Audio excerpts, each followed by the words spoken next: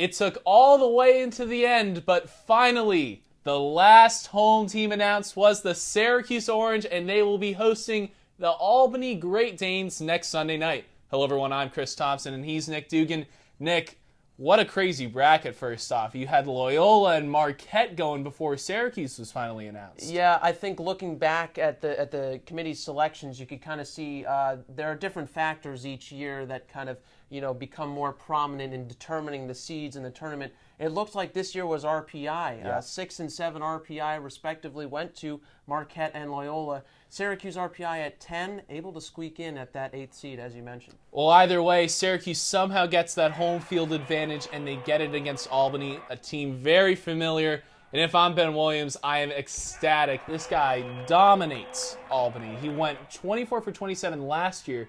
This year, 17 for 24, went 8-0 in the first quarter on faceoffs. The guy's a beast. Yeah, Ben Williams was a huge part of that 16-7 win over Albany earlier this season. But it wasn't just Ben Williams. It was a total team effort. Syracuse outshot, got more ground balls than Albany.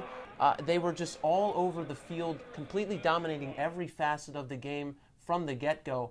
So we'll have to see how this matchup shakes out. Could it be a different Albany team coming into the Carrier Dome next Sunday? Well, sure. It is a different Albany team. Let's get that off the bat first. But number two, it's a much different Syracuse team out there, too. This is a different defense. The attack's stronger than ever. I mean, the only thing that's going to stay the same is Ben Williams being Ben Williams. Yeah, absolutely. Syracuse looking more dominant than ever, but as you mentioned, certainly a different Albany team coming in. But you have to take into account Albany, maybe we said, could have had that home game hosting Syracuse if it weren't for their loss in the America East semifinal to Hartford. Yep. So you have to wonder, does Albany come in with a chip on their shoulder losing to a Hartford team, or are they a bit deflated after losing a home game to a team that's outside the RPI top 30? We'll have to wait and find out. What else about this bracket, though? I mean, Duke and North Carolina snuck in very late.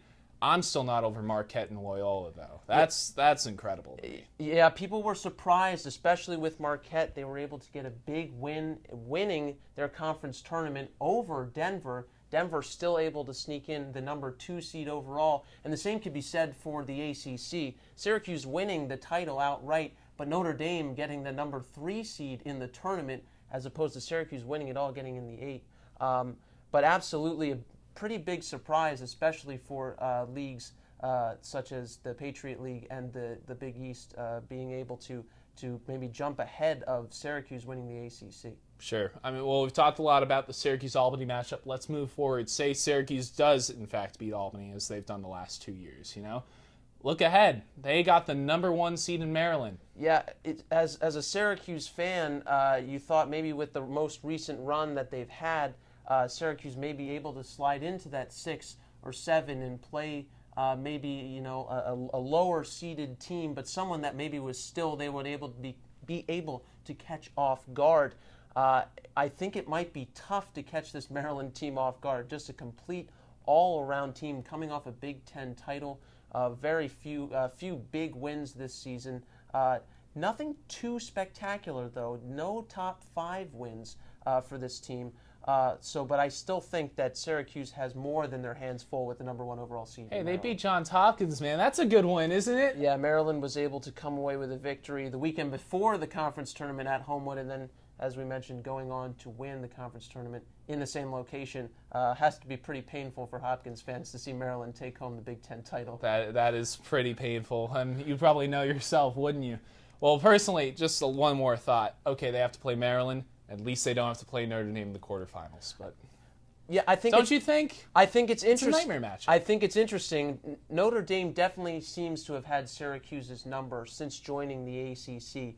But when you look at a matchup maybe with Syracuse and Notre Dame, as we've already mentioned, this Syracuse team is leaps and bounds ahead of where they were when they last played Notre Dame. And they know Notre Dame. They know what they're going to get in a team like Notre Dame. Syracuse, not really sure. They haven't seen Maryland on the field. It's an interesting question you bring up, but I think that a matchup against Notre Dame could possibly yield a different outcome for the Orange in the tournament. Well, I know what they're going to get out of their Notre Dame game. Another clobbering. So hold them off until the semifinals or the finals. We'll see you in Philadelphia, Notre Dame. Well, that will do it with our first reactions from the NCAA tournament's release. Syracuse will host Albany next Sunday at 7:30 in the Carrier Dome. For Nick Dugan, I'm Chris Thomsen.